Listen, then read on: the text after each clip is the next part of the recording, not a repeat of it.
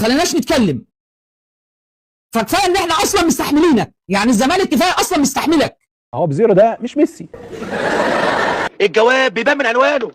خش ما عندوش مثلا 7 8 مواسم كان جامد فيهم، فما يقع منه موسم الناس هتفضل بتقول بزيرة وكويس ويلا نتعاقد معاه. ارجع يا بزيرة، جمهور الزمالك محتاج لك، ارجع. وعندنا بدل الواقعه 700 واقعه، فما تقرفناش بقى. يا اما نخلص منه احنا يا عمي بتوع الكواليس، احنا بتوع الكواليس عارفين ان انت مرتبط قوي ببزيرة، ان بزيرة وبنزا كوكو واوا. ده لاعب تاريخه في الكوره موسمين مع النادي الاوكراني في الخفيف منه، وبدايه تالقه في الموسم بتاع الزمالك. عارفين وعارفين التفاصيل كلها ان انت مرتبط قوي ببزيرة، مرتبطين قوي قوي قوي قوي في كل حاجه.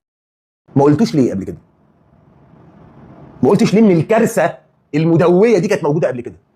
فما عندوش التاريخ بتاع انا يلا اقدم موسم وحش والانديه اللي عايزاني هتفضل عايزاني، لا. واحد زي بزيرة ده لو لعب له موسم سيء هتقول الناس هتقول لك ده كان وندر سيزون وكان كويس في سيزون وخلاص، ده ما كان موسم كده ظهورات والناس مش هتفكر فيه، وتلاقي سعره قل وقيمته قلت.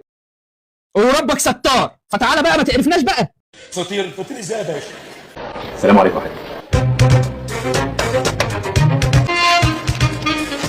وعليكم السلام ورحمة الله وبركاته. اللهم شلعنا وغطيهم، اللهم انفخنا وفسيهم.